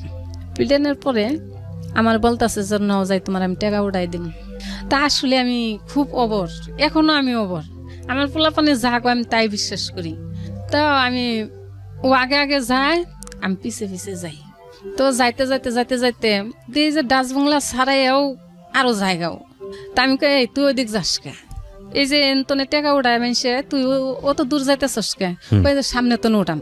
তো এই সামনে কইতে কইতে আমারে মনে করেন যে পল্লবী থানার মধ্যে যাই ও দাঁড়াইছে, এর আগে ও আর দাঁড়ায়নি। তো ও যখন থানার মধ্যে গেছে আমি তো আর জানি না যে ও আমারে কি করবো। তা আমিও গেছি, ও যায় দাঁড়াইছে, ও তো আমারে নেওয়ার জন্য দাঁড়াই আছে। তা আমিও গেছি, যাওয়ার পরে পুলিশের বলতেছে কয় এই মহিলার কাছে আমি আর থাকতে চাই না। কেন, তোমার কি হয়? কয় আগে মা আসলে, এখন আমার মাও না, আমি এই মহিলার চিনি না, এই মহিলা খুব অত্যাচারী, এই মহিলার আমি বেতন পাই টাকা দেই। মহিলা কয় যে আমার এই টাকাই হবো না, আপনি গরজুল কোনো আশ্রম থাকে তা আমারে দেন, আমি ওই জায়গায় থাকবো। তখন পুলিশে কইতাছে কয় তোমার তো সেই বয়স নেই, আশ্রমে থাকার বয়স নেই, তোমার তো সেই বয়স নেই। আপনাকে কিছু জিজ্ঞেস করলো না? হ্যাঁ, আমার জিজ্ঞেস করছে। পরে কয়, পরে বলতাছে পুলিশে যে তোমার তো সেই বয়স নাই কে, তুমি যে আশ্রমে থাকবা, তুমি তো নিজের মার কাছেই থাকতে পারতেছ না, তাহলে তুমি আশ্রমে কিভাবে থাকবা? পরে আমারে জিজ্ঞেস করলো যে আপনার কি হয়? যে আমার মেয়ে। আপনার মেয়ে যা কইছে কি সত্যি? আমি কই সত্যি আর মিথ্যা, আপনি যেটা কবেন আমি ওটাই মাইনে নেব, কারণ আমার করার কিছু নাই। তো এই ছেলের সাথে সম্পর্ক দেখে আমি মার দিচ্ছিলাম ঈশ্বরী। পরে আমার ওখানে আটকে রাখছে থানাতে আটকে রাখছে। পরে কয় আপনার পরিচিত কে আছে, তারে ফোন দেন, হে সামনে নিয়ে যাও। তা আমার আর পরিচিত এমন কেউ নাই। ওই যে মুন্না ভাইয়ের কথা বললাম, ওই মুন্না ভাই আমার পরিচিত, তাছাড়া আমার কোনো পরিচিত কোনো লোক নেই। পরে মুন্না ভাই আমি ফোন দিচ্ছি, বললাম যে এরকম মায়া যে আমার থানার মধ্যে নিয়ে এসছে, তো পুলিশে যাবার দিতেছে না, আপনি আহেন। পরে মুন্না ভাই আসলে পুলিশে দেখে কয় যে আপনার লোক, যে হ্যাঁ, আপনি নিয়ে যান, আপনি যেটা বিচার করেন। পুলিশ বলছে হ্যাঁ। পরে নিয়ে আসলো মুন্না ভাই, আমার বাইকে নিয়ে আসার পরে আমারে বললো যে তুমি বাসায় যাও, আর মায়ারে হাতে করে হের বাসায় নিয়ে গেল। নিয়ে যাওয়ার পরে হের বউ আমারে পীরের মতো ভালো জানে, মুন্না ভাইয়ের বউ আমার অনেক ভালো জানে। পরে মুন্না ভাইয়ের বউ অনেক বুঝে দেখছে যে ওর সাথে পারা যাব না, মেয়েটার সঙ্গে, আপনার মেয়ের সঙ্গে। হ্যাঁ, ও যা কয় এরা মানে কোনোভাবেই মানে গ্রহণযোগ্য না, ওর কথা গুনি। পরে মুন্না ভাই রাত্রে আমগো বাসায় আসলো, আসে পরে কইলো যে দেখ তোমার ছেলে মেয়ে একটা মানুষ না, কারণ তোমারে জেলেও ঢুকাইতে পারে, তুমি ওগুলো কিছু কইও না, আর তুমি ওগুলো বাড়িতে পাঠাইতো। বিরতি নেব আরেকটা, প্রিয় শ্রোতা, ছোট্ট একটা বিরতি। প্রত্যেকটা মানুষের জায়গাটা থেকে সিচুয়েশনকে ব্যাখ্যা করাটা তার মতো করে অ্যাফার্মেশন। উন্মুক্ততে ভর্তি করাই দিছিলাম আমি। আচ্ছা, মানে এই ঘটনার আগে? হ্যাঁ, ঘটনার আগে, মানে পড়াশোনা করুক উন্মুক্ততে, পাশাপাশি সে কাজও করুক। আমি উন্মুক্ততে ভর্তি করাই দিছিলাম। আচ্ছা, তারপর উন্মুক্ততে মানে 9 পরীক্ষা দিয়ে হাইরে 9 পরীক্ষা মানে ভর্তির পরেই এই ঘটনা। আচ্ছা, পরে বাড়িতে পাঠাই দিলাম, দেওয়ার পরে আমার ভাইয়ে ওরে সবকিছু মাইনে নিল যে তুমি আজকে তো না আমার কথা শুনবা, আমি তোমার মামা না, আমি তোমার বন্ধু, তোমার যখন যেটার প্রয়োজন পড়বো তুমি আমারে বলবা, তোমার মারে বলার দরকার নেই। তো কিছুদিন থাকলো হারে পরীক্ষা আসলো। জি। পরীক্ষার সময় আমার বোনের বাসার তো পরীক্ষা দিল। আমার ভাই খাওয়ার টাকা 2 মাস যে থেকে পরীক্ষা দিছে, খাওয়ার টাকা দিচ্ছে, তারপরে ফরেন ক্লাবের টাকা দিছে, আমি দিইনি। না দেওয়ার পরে আমার ভাই দিছে, দেওয়ার পরে আমার ভাই আবার কাপড় চোপড় কিনে দিচ্ছে, তেল সাবান দিচ্ছে। বউ তো হয়েছে পড়ার মেয়ে, তো বোনের মেয়েরা যদি এত কিছু দেয়, বউয়ের তো অবশ্যই খারাপ লাগার কথা। এমনকি যুগ হয়েছে খারাপ, তো বউয়ের সাথে একটু গন্ডগোল মনোমালিন্য হয়েছে বিষয়টা নিয়ে। আচ্ছা, ওই লাহারে বয়ে আবার এমন একটা পেঁচ লাগাই দিচ্ছে যে মায়া ফোনে কার সাথে কথা কইছে। তা আমার ভাই খুব রাগী মানুষ, হেনতনে ওর সাথে কথা কওয়া বন্ধ। যে আমি ওরে এত বুঝাইলাম, এত কিছু করতেছি, করার পরেও আমার কথার অবাধ্যতা হইলো, তাহলে তো ও তো মানুষ হবো না। তো আমার ভাই তখন আমার পিছিয়ে গেল গা। যাওয়ার পর আমি বাড়িতে গেছি, আমার কথা আছে যে মা, আমি তো সামনে আমার মেট্রিক পরীক্ষা, তো তুমি আমারে নিয়ে যাও, আমি চাকরি করবো আর পড়াশোনা করবো, আচ্ছা, আমি আর এরকম করবো না। তা আমার বড় মেয়ে আমার না করলো, কয় না মা, ওরে নিয়ে যাও না, ও কিন্তু কালসাপ, ও কিন্তু তোমার কথা মানবো না। তা আমি ওরে নিয়ে আসলাম। নিয়ে আসার পরে গেছে বছর নিয়েছি, বাড়ির যখন 8 পরীক্ষা দিয়েছে রাশেদকে, হ্যাঁ, তখন ওরা আইনে নাই না, আমি জার্মান টেকনিক্যালে ভর্তি করাইছি। ওরাও নিয়ে আসলাম যে আমি জীবনে এত কষ্ট করলাম, ওরা আমার মূল্য দেয় না, কি করি তাও দেখে না। কিন্তু ওরা যখন আমার কাছে নিয়ামু, ওরা যখন আমার দেখবো, তখন ওর মধ্যে একটা মায়া বসবো। জি, তখন আমার সবাই না করছে, কয় ওর নেও না, ওর নিলে আরো সমস্যা হবো, কথা শুনবো না, ঢাকা শহর ভালো না। তা আমি কইছি যে না, আমার কাছে থাকলে কোনো সমস্যা হবো না। আমি আইনে জার্মান টেকনিক্যাল ওরা ভর্তি করাইলাম। করানোর পরে ওরে আমি ঘরে টিচার দিলাম, মায়ারে নিয়ে আসলাম। তো মায়ের সামনে পরীক্ষা, তো বাইরে পড়তে যাব। তা আমি রাত্রে ঘরে থাকি, স্যারেরও আমি রাত্রে আইতে কই। স্যারের সাথে আমার কন্টাক্টে আছে যে 7টার সময় এসে পড়াবার নিগে। তখন আমি ঘরে থাকি, সারাদিন আমি ঘরে থাকি না। এখন আমি সারাদিন ঘরে থাকি না, ওই স্যার রাত্রি আসে। যখন মায়ারে দিলাম ওনার কাছে প্রাইভেটে, তখন স্যারে কি করে, সকালে 8টা-9টা বাজে ঘরে ঢুকে 12টা 12:30 বাড়ায়, মানে আমি 1টা-1:30টার মধ্যে ঘরে আসি। আচ্ছা, আবার যাই আমি কামে, কিন্তু ওই টাইমটাতে আমি ঘরে আইসে দেখে শুনে আবার আমি কাজে যাই। ওগুলো ওইটা উডিং করা শেষ, আমি কোন টাইম বাড়াই, কোন টাইম ঘরে আসি, ওরা ওইটা মানে ওই টাইমটা মেনটেন করে। হ্যাঁ, তো স্যার যে সকালে আসে 4-5 ঘন্টা স্যার যে ঘরে থাকে এটা আমি জানি না। আমগুর অন্তন একটা ছেলে, এই যে 1 বছরের কথা, আমগুর অন্তন একটা ছেলে সেনাতে ঢুকবো, আমগো পাশেই থাকে। তো ওই ছেলের সাথে আমার ফোনে কথা হয়েছে, ছেলেরে আমার কথাবার্তা হইলে খুব ভাল লাগছে। তা আমি মনে করলাম কি যে যৌতুক তো আমার এমনিও নাকবো, এমনিও নাকবো। যদি একটা চাকরিজীবী ছেলে হয়, তাহলে আমার যৌতুক গেলেও আমার লাভ আছে, আমার মেয়ে তো সুখে থাকবো। ঈদ আসলো, গেছে ঈদ, ঈদের সময় আমরা বাড়িতে গেলাম। তারপর ওই ছেলে আমাদের বাড়িতে আসলো, মেয়েরে দেখলো, ছেলেও মেয়েরে দেখলো। তো হ্যাঁ করে দুজনই ভালো, তো ভালো কথাবার্তা হইলো। 1 সপ্তাহ আমরা বাড়িতে থাকলাম, ছেলেও পড়ার সময় আমার কাছেই থাকলো। তো কথাবার্তা হইলো যে তুমি চাকরি নেও, তুমি যখন চাকরি পাবা তখন তুঙ্গর সাথে আমগো সম্পর্ক আলাদা হবো। কিন্তু এখন তো কোনো কিছু করার মতন নাই। জি, কয়েঠে থুয়ে আসলাম। আসার পরে ঢাকা আসলাম, আসার পরে ফোন দেয় আমার মেয়ে জইলে পুরে জায়গা কিনাইছে, ঢাকা করবা নাকি, ইন্টারভিউ দিবেন নাকি ওই চাকরির জন্যে। তা আমারে বলছে যে আন্টি, আমি আপনার বাসাতে ঘুরে যাম, আমার একটা এলাকার ছেলে কি আমার বাসায় আসতে পারবো না? তা আমি আর মন রয়েছে অন্যরকম। আমি বললাম যে আইসে বেড়াই যাই, মানে এনে যে স্যারের সাথে যে খটকা আছে এটা আমি জানি না। আপনি তখনও জানেন না বিষয়টা? আচ্ছা, এই ছেলের সাথেও আমার সাথে একটু গ্যামজাম থাকে, কেন নাকি পড়াশোনা করে না।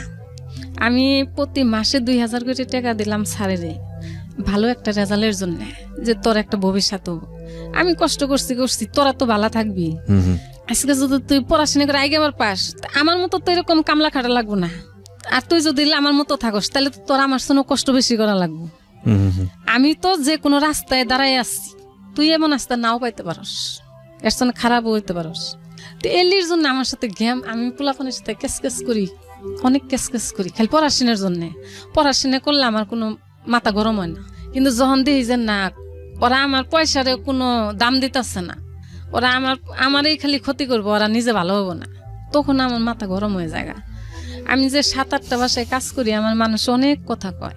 আমি যদি একবেলা না যাই, মানুষ অনেক exactly that is the point. আমার বাসায় অনেকেই কাজের লোক আছেন এবং তারা র্যান্ডমলি চেঞ্জ হন এবং কখনো দেখা যায় যে আমরা স্যাটিসফাইড থাকি না তাদের জবের কারণে বা যেভাবে পারফরমেন্স করা দরকার, কখনো দেখা গেলো যে সে স্যাটিসফাইড থাকে না, এই কারণেই খুব র্যান্ডমলি চেঞ্জ হয় এবং অনেক বাসাতে এটা হয়। তো এই যে বিষয়টা উনি যেটা পয়েন্টটা একটু আগে করলো যে বাসায় কাজের মান ঠিক না থাকলে কাজের বুয়া যিনি থাকেন বা কাজের লোক যিনি থাকেন তাদেরকে কি ব্যবহারটা করানো হয় বা কি ব্যবহারটা তাদের সঙ্গে হয় বা কি কথাটা তারা শোনে, এটা যদি সন্তানদের দেখানো যেত বা প্রত্যেকটা সন্তানকেই, আমি মনে করি শুধু কাজের জায়গাটা না, প্রতিটা সন্তানকেই যদি দেখানো যেত যে তার বাবা কিংবা তার মা কি কষ্ট করে এই অর্থটা উপার্জন করে নিয়ে আসেন তাদের জন্যে, তাদের মুখে হাসি ফোটানোর জন্যে, তাদের ভবিষ্যৎটা ভালো করার জন্যে, কি পরিমাণ অপমান সহ্য করতে হয়, কি পরিমাণ পরিশ্রম করতে হয়, কি পরিমাণ রিস্ক নিতে হয়, কি পরিমাণ নিজের ভালো লাগাকে বিসর্জন দিতে হয়, কি পরিমাণ নিজের চাহিদার জায়গাটাকে নষ্ট করে দিয়ে সন্তানের কথা চিন্তা করতে হয়, প্রত্যেকটা ছেলে মেয়েকে যদি এই জিনিসটা দেখানো যেত তাহলে আমাদের এই যে বিশ্ববিদ্যালয় কেন্দ্রিক শিক্ষা ব্যবস্থা কিংবা আমাদের এই যে প্রাতিষ্ঠানিক শিক্ষা ব্যবস্থা, আমাদের এই যে এত এত শিক্ষক রেখে এত এত গোল্ডেন এ প্লাস বের হয় প্রতি বছর, হ্যাঁ, এবং তারপরেও যে বৃদ্ধাশ্রম বেড়ে যায়,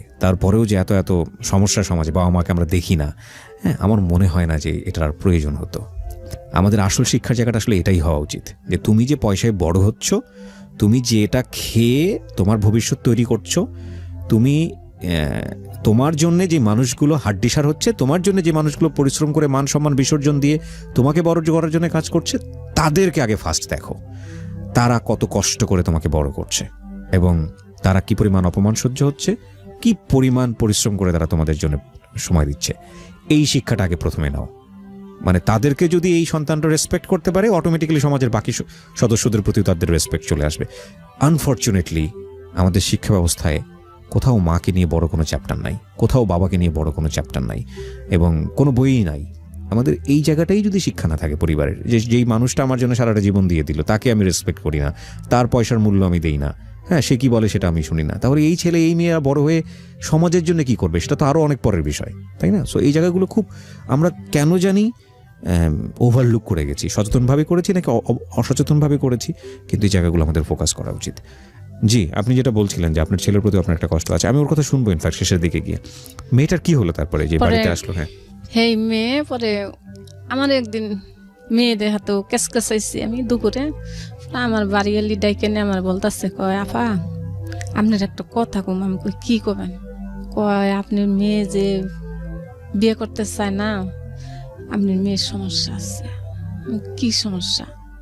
আপনি তো ঘরে থাকেন না, একটা টিচার ঘরে 5-6 ঘন্টা কি করে, কি পড়ায় আপনার মেয়েরে? আমি কই কখন আসে? কয় আপনি যান 6টা বাজে আর আপনার টিচার আসে ঘরে 7টা-8টা বাজে, আর বাড়ায় আপনার টিচারে 12টা 12:30 বাজে, মানে যখন আপনি আসবেন তার আধা ঘন্টা আগে। তা আমি মেয়েরে জিজ্ঞেস করলাম, তোমার তো আমি এতদিন পালছি, তুমি এসএসসি পরীক্ষা দেবা, হয় তুমি কেউ পছন্দ করে হেরে আমার সামনে নিয়ে আমি বিয়ে করাই দিম, তোমার পছন্দিতেই বিয়ে হবে, কিন্তু বিয়ে করতে হবে এখন। আর আমি তুমরে বুঝার এত বাইতে পারবো না। তুমি যে আমার বলো যে 5 বছর পড়াশোনা করে তারপরে তুমি বিয়ে করবা, 5 বছর তো আমি মরমু, আমি আর কদিন তুমি করে কাম করে খাওয়াম, আমি আর কাম করতে পারবো না, আর তোমার বিয়ে করতে হবে আমার মাথা। ছিলাম আপনি বলছিলেন যে বিয়ে করতে হবে আপনার মেয়েকে, তারপর পরে আমার মেয়েরে আমি এই কথাই চাপ দিলাম যে আমার পছন্দিত না, তোমার যে পছন্দিত আছে তুমি হেরেই নিয়ে হ, আমি তোমার বিয়ে করাই দেবো, আর তোমার যদি পড়াশোনার সমস্যা হয় আমি দেখবো, আচ্ছা, তাও তোমার বিয়ে করতে হবো। আমার গাড়ির রূপে এত চাপ আমার আর সহ্য হইতেছে না। পরে কয় 5টা বছর আমার পড়াও, 5 বছর পরে আমি বিয়ে করব। মানে 5 বছর হইলো ওই ছেলে, মানে এই মাস্টার এখন আছে, পরে 5 বছরও পড়াশোনা করবো, হ্যাঁ, আর ও মানে 5 বছর অনার্স পর্যন্ত পড়বো, তখনকে বিয়ে করবো। এই কথা হইলে আমি করলাম যে মাস্টার সকালে আসে কেনকে, আমি আর কই না যে এই ঘটনা আমার অমুকে কই দিছে, আমি এটা কই না, আমি এর ভিতরে রাখে দিই, আর ভিতরটা মনে আমার ঝইলে পুড়ে যায় ওগরেলি দেখে। কয় মাস্টার আহে সকালে রাশিদুলের সাথে আমার সাথে একসাথে পড়াইতে পারে না, ঝামেলা হয়, এই জন্য মাস্টার আহে। মাস্টার যেন সকালে আহে না, আমারও এই দোষ রাহি, মানুষের দোষ দিয়ে দরকার নেই। তো যাকে আবার কিছুদিন গেছে, এর সাথে এমন ব্যবহার যে আইসে ঘরের দরজা আটকে এসেছে, ঘরে ঢুকতে দিতেছে না, আমি কই উজুল বিয়ে নাও করে, যদি আমার সাথে বিয়ের কোনো সম্পর্ক নাও হয়, ও তো আমার এলাকার ছেলে, ও আমার কাছে আসতে পারবো, আমি ওর কাছে যাইতে পারবো। আমার যদি হুনি মরতাছে তাহলে আমি অবশ্যই দৌড়াম, ওর হাতে আমার কোনো সম্পর্ক দরকার নেই, আমার একটা এলাকার ছেলে। তো তুমি এইরকম করতেছো কেন নিকে? কো যদি এই ঘরে আমি বিষ খাই মরম। তো জাগা কানতে কানতে অস্থির ছেলে, বুঝে টুঝে পাঠাই দিলাম। দেওয়ার পরে এটা মুন্নাবাই থাকলো, মুন্নাবাইরে নিয়ে পরে আমি বললাম যে দেখেন এই ঘটনা। মুন্নাবাই কইতাছে ভালো না, মানে মুন্নাবাইরে ও বুঝাইছে, কলে যে দেখ পোলাপান বড় হয়েছে এখন, তুমি এলি কিছু কইও না। তা আমি আর মুন্নাবাইয়ের কাছে বলতে পারলাম না যে ওর সাথে মাস্টারের সাথে সম্পর্ক আছে। মানে এই জিনিসটা আমার মুখ আর আসলো না। আচ্ছা, নিজের মেয়ে তো হাজার হ্যাঁ, আমি এটা মানে ভিতরেই রেখে দিই। জি। তো ফুন্দে ফুন্দে কান্দে, আন্টি আন্নগর সাথে আমি একটা আত্মীয় করতে চাইছিলাম, আপনারা আমার ফালাই দিলেন। তো বাবা তুমি ধৈর্য ধরো, তুমি ই করো না, একবারে তুমি মনে করো না যে এটা বাদ গেছে গা, মানুষের মন ঘুরতেও পারে। আর যদি নাই ঘুরে, তুমি আমার আন্টি ডাকছ, আমিও তোমার ছেলের মতোই দেখব, তুমি আবার যাবা, কোনো সমস্যা নেই।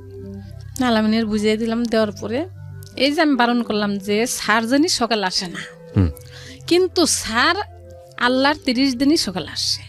আমি ওই টাইমটা ঘরে থাকতে পারি না, আমি 6টা বাজে যাই, আমি এক ফিরে ওই কয়টা বাজে 12টা বাজে, দুপুর 12টায়। মানে তখন আমি এক বাসার তনে বাড়াইয়া আরেক বাসায় যাই। আচ্ছা, তখন আমি একটু বাসায় আইতে পারি। বাসাটা খুঁজে যান। এর আগে আমার বাড়ানোর কোনো কায়দা নেই, আমি সকাল 6টা বাজে ঢুকি, 12টা পর্যন্ত আমার কোনো কায়দা নেই, আমি বাড়াইতে পারি না। একদিন আমি 10টা বাজে বাড়াই আসছি, বাসায় এসে দেখি যে স্যার ঘরে। আমার তো শরীরে কাপড়ে গেছে, যে মানুষে যে কয় মিথ্যা তো কয় না। তাই আমি আর স্যারের কিছু কইলাম না। স্যার যখন গেল তখন মেয়ের আমি কইলাম যে তোমারে কয়দিন না করছিলাম যে স্যার যেন সকালে আসে না, স্যার তো সকালে ডেলি দিনই আসে, তাহলে যদি আমার যদি কেউ কয় এটা কি মিথ্যা হবো না সত্য হবো, তখন আর কথা বলে না, কয় আজকে তো নাড়াবো না, বালা পড়ায় তো এই জন্য তোমার সমস্যা হয়, আজকে তো নাড়াবো না। আচ্ছা, আবার কিছুদিন যায়, সারা হেই মানে ও আমার না করে, আমি তাই মানি যে আসলে আহে না। তো বাড়িওয়ালা খালি মানে আমার মেয়ে দেখে আমি কিভাবে চলি, আমার চলন ফিরন দেখে উনি মায়া করে আমার উঠবে। তখন বাড়িওয়ালি খালি চিন্তা করে যে একটা পোলাপান যদি ডাক দেয় তাহলে কি হবো, হয়তো ফিডিং খাবো, নয় বিয়ে শাদী হলে রাখবো না, তাহলে বেটির জীবনটা নষ্ট হবো। বাড়িওয়ালি আর কিছু করে না, না করে আরেকদিন আমার বলতেছে, কয় আপা আপনার কি কমু? আমি কই কি কোন? কয় আপনার মেয়ের পরিস্থিতি খুব খারাপ, কয় আপনার মেয়ে স্যার যে ঘরে আহে দরজাতে বয়ে থাকে, আমি আপনার ঘরে ভাড়া দিচ্ছি যে আমার সাথে একটু কথাবার্তা বলবো, আপনার মেয়েটারে দেখে আমার পছন্দ হয়েছে, আমার সাথে একটু বয়ে থাকে আল্লাহ গল্প করব, কিন্তু স্যার যায় ঢুকে ও দরজা মাইরে বই থাকে আর বাড়ায় না। তাহলে এনার ভাঙ্গার কিছু আমার কওয়া লাগবো? যাক আমি বাসাটা ছাড়িয়ে দিলাম। আমার এলি হুনতো না, আমার খুব খারাপ লাগে দেখে বাসাটা ছাড়লাম, ছাইরে হুনতো আর একটু সামনে আসলাম। আসার পরে আমি সেপারেট রুম নিলাম। আপনি টিচারকে বাদ দিচ্ছিলেন না কেন? না, টিচারের বাদ দিমই যে আর পরীক্ষার সামনে, এই জন্য বাদ দিবার পাইতাছি না। এ তো ঘরে পড়তে বসেই না, ওই টিচারে যে জল্লা পড়ায় ওই জল্লাই, তাছাড়া ঘরে পড়তে বসে না। পড়ার কথা কইলেই মনে করুন উল্টা পাল্টা কথা কয় আমাদের। তা স্যারের বাদ দিম খালি, ওর পরীক্ষার জন্য খালি ধৈর্য ধরে আসছি। রুম সাইডে দিলাম, দিয়ে এনে আইলাহারে মেয়েরে কইলাম যে দেহ মান সম্মান জিনিস কিনতে পাওয়া যায় না, এতদিন নয় বাড়িয়ালি আসলো তুমগরে দেখছে বা কইছে, এখন কইল কেউ নাই, কেউ কবো না, কেউ দেখবো না, তুমি নিজে নিজে আনছে বয়ে যাও। আমি কইল স্যারের কল কিছু কইতে পারবো না, স্যার ওর সমান। আচ্ছা, আপনার ছেলের সমান, রাশেদুলের সমান। আচ্ছা, দুজন এক সমানই পরে দেহ স্যারের কিছু কইলে কিন্তু মান সম্মান করলে থাকবো না। স্যারের আমি কিছু কইতে চাই না, তুমি সাবধান হও। তুমি এটা কথা কও, আমার কি স্যারের সাথে কোনো সম্পর্ক আছে? স্যার তো স্যারই, স্যারের সাথে আমি কি করুম কও? তাহলে দেখেন মেয়ে আর মা, তা কি বুঝবো এর মধ্যে? তো যাক একদিন আমি বিকেল 4টা বাজে কাজে বাড়াই, 7টা বাজে আমি ঘরে আসি। তো 4টা বাজে আমি কাজে গেছি, 5:30 বাজে আমি ওই দিন আয় বসছি ম্যাডামের কয়ে, মানে আমার যা কাজ আমি অতি তাড়াতাড়ি কাজ করে ম্যাডামের কইছি যে ম্যাডাম আমি বাসায় যাবো আজকে। তো বাসায় আইসি, আয় দেখি স্যার আমার ঘরের মধ্যে এই আচারে ডিব্বে ডাব্বি ভাঙ্গে ঘরের মধ্যে একেবারে অনেক খিসখান্ড করে আলাইছে। তো স্যারও বাথরুমে, মায়াও বাথরুমে। তা আমি আর কিছু কই না, ঘরের ঢুইকেই দেখি ওই অবস্থা। আমি গর্তনে বাড়াই, আমার শরীর অস্থির হয়ে যাইতেছে। আমি গর্তনে বাড়াইয়া বাজারে গেছি যে স্যার বাইরে যাবো গা, তখন আমি ঘরে ঢুকলাম। বাজার তনে ঘুরে আইসে দেখি স্যার আসছি। আমি ঢুকলাম, স্যারে কয় আন্টি হচ্ছে মায়া তো অসুস্থ। আমি আর কোনে যাই বেটা, তুই কি ডাক্তার? এটা আমার মুখে রাইতাছে না, ওর সাথে আমার কোনো কথাই বলতে মন চায় না। ওরা আমি ছেলের জায়গা দিচ্ছি, আমি যত রান দিই আমি ওরে খাওয়ান দিই, 2 বেলায় খাওয়ান দিই। ও যা আসে আমি প্রত্যেকদিন ওরে নাস্তা দিই, আমি নিজে না খাইলে ওরে নাস্তা দিই। যে ও ছাত্র মানুষ, কষ্ট করে পড়াশোনা করে, ওই তো আমার মর্যাদাটা রাখলো না, আমার ওর সাথে কথা কইতে ঘৃণা করে। স্যার বাড়া একে লগা যাওয়ার পরে আমি ওরা জিজ্ঞেস করলাম যে স্যার এখন কে নিয়ে আইছিল? কয় মোবাইল নিতে আইছিল। আমি কই ঘরের মধ্যে এই অবস্থাকে? কয় বলে ঘরের মধ্যে আমার আত্মনে পড়ে গেছিল গা, আচারের ডিব্বে পড়ে গেছে। আমি কই তোমার না করছিলাম যে স্যার জানি ঘরে আহে না, 7টা বাজে যাবো। কয় স্যার আইসে তাই কি এসছে, মোবাইল নিতে আইসছে। আমি আর সহ্য করতে পারতাছি না, আমি বড় মেয়েরে ফোন দিলাম, মলি তুই মিরপুর আয় তো একটু। তখন আমার মেয়ে সাবার থাকে। কয় কে কি হয়েছে?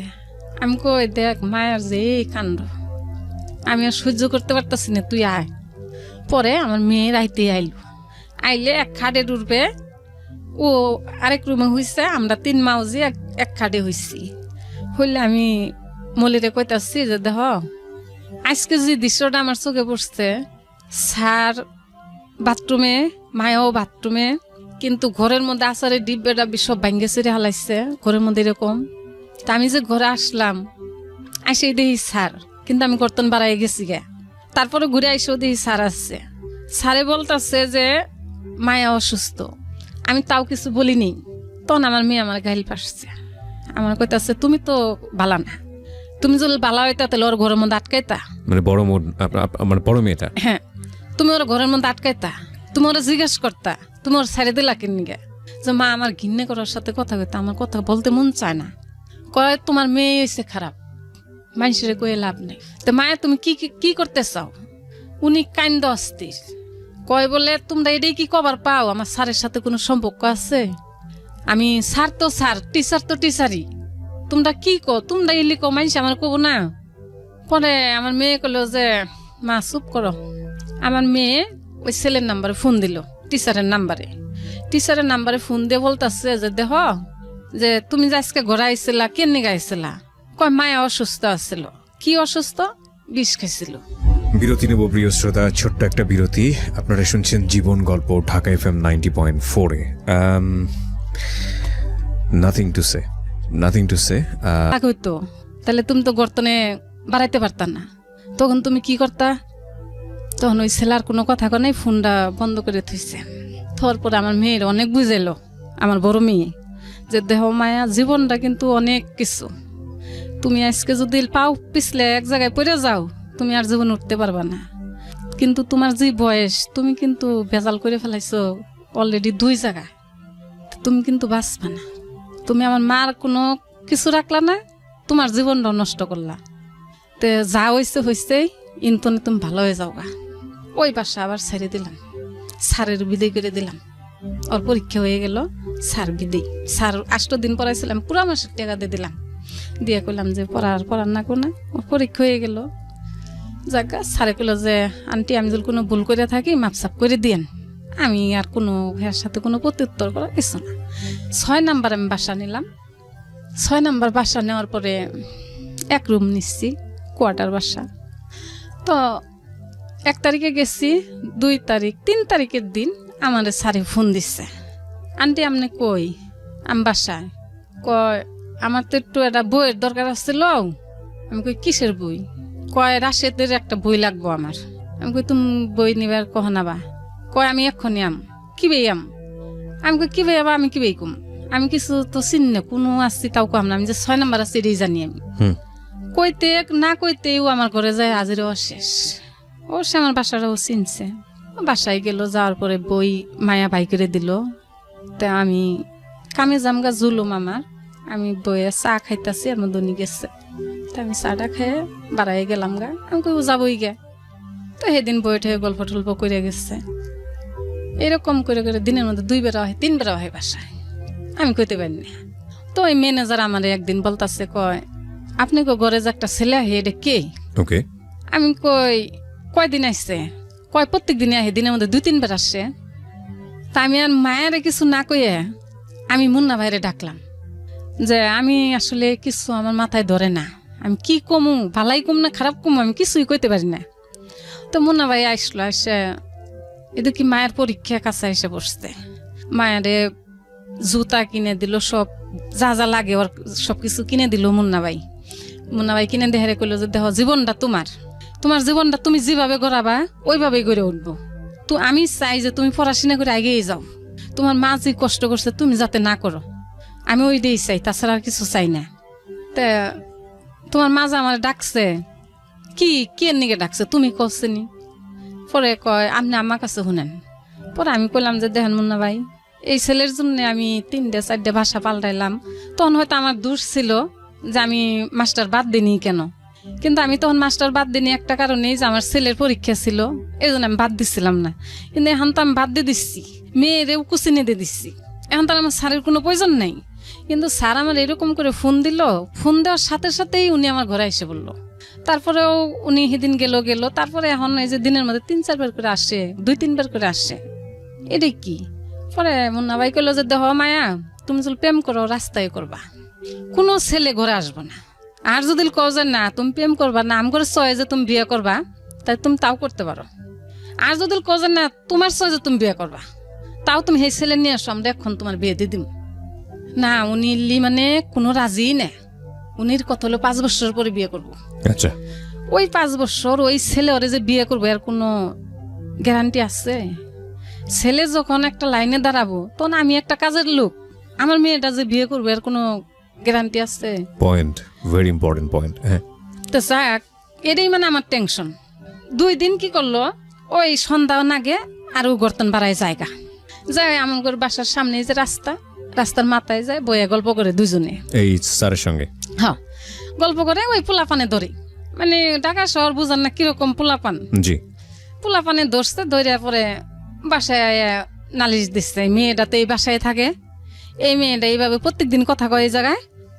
ম্যানেজার বললো, আমি বললাম যে তোর কি এটাই কি কাণ্ড, তুই কি আমার কি মরতে কস না বাঁচতে কস, কোনটা কস? কয় না আমি আর যাম না কোনোদিন। যাক, ছেলেও মানে আওয়া একটু বন্ধ হইতাছে। জি। তা আমি বললাম যে যাক, আমি আর এত আজাব কুলিতে পারতেছি না, ছেলের বোন আছে না, আমি ছেলের বোনের কাছে যাব। ছেলে আয়া পড়ছে আমার বাসায়, আপনি আমার বোনের কাছে কেন যাবেন? আপনি আমার বোনের কাছে যাবেন কেন নিগা? আমি কি দোষ করছি? আমি কই যে তুমি তো দোষ করো নাই, দোষ তো আমি করছি। আমি তোমারে নিয়ে এসেছিলাম, মাসে মাসে তোমারে টাকা দেই, আর আমি ঘরের মধ্যে একটা নাটক তৈরি করে দিচ্ছি, দোষটা আমার, দোষ তোমার না আসলে। আমি এটাই জানাইতে যাম। কয় আমার বোনের কাছে জানাইলে আমার এটা ক্ষতি হয়ে যাবো গা, আমার বোনের কাছে আপনি কোনো কথা কইেন না, আমি আপনি ঘরের ফ্যামিলির সাথে আর কোনো কিছু হবো না, আমি আমার মতন থাকবো। আচ্ছা। জাগা, একদিন মুন্না ভাইয়ের সাথে বাণিজ্য মেলায় গেল, এই যে বাণিজ্য মেলা গেল। জি। বাণিজ্য মেলায় গেছে, আমি কাজে গেছি, সন্ধ্যার সময় আমি আইসি, আয়ে দেখি স্যার আমার ঘরে আইলো। আইসা আমার ঘরে একটা মেয়ে আছে, মেয়েরে কইতাছে, কয় মায়ের একটু ফোন দাও তো। মায়ের যে ফোন দিতেছে, মায়া ফোন ধরে না। ছেলে ফোন দিছে, মায়া ধরে নাই। ওই যে ভয় যে গেছে বাণিজ্য মেলায় গেছে, এটা জানে যাবো গা। জি। কিন্তু ছেলে যে আমার ঘরে, এটা তার মায়া জানতেছে না। এর মধ্যে এই ছেলে বয়ে থাকতে থাকতেই মুন্না ভাই আর মায়া আইসছে। যখনই দেখছে স্যার, তখন মুন্না ভাইরে কইতাছে যে আঙ্কেল আপনি কইেন না যে বাণিজ্য মেলায় গেছি। মুন্না ভাই রাগ করছে, হ্যাঁ আমি তোমার মামা, আমি তুম করে গার্জেন, আমি তো তোমার সাথে তো ফুর্তি করতে যাইনি, ঘুরতে যাইনি। জি। আমি গার্জেন হিসেবে তোমার নিয়ে গেছি, আর হে কাছে তো তোমার বিয়ে হয় নাই, আমি কেন মিথ্যা কথা কম? এনতনে ছেলেরে মুন্না ভাই ডাইকে অনেক কথাবার্তা জিজ্ঞেস করলো যে তুমি কি মায়ের পছন্দ করো? ছেলে একবারে না। ছেলে যদি বললো নি যে পছন্দ করি, বা আমি 5 বছর পরে বা 2 বছর পরে আমি বিয়ে করব, তাহলে আমার কোনো দুঃখ ছিল না। কিন্তু ছেলে একবারে না, সরাসরি না করে দিল। হ্যাঁ, মেয়ে কয় আমার আছে, মেয়ে বলছে আমি পছন্দ করি। হ্যাঁ, মেয়ে বলে আমি পছন্দ করি, ছেলে কয় আমি পছন্দ করি না। জাগা, ওকে। এটার জন্য আমি একদিন একটা লাথি দিচ্ছি।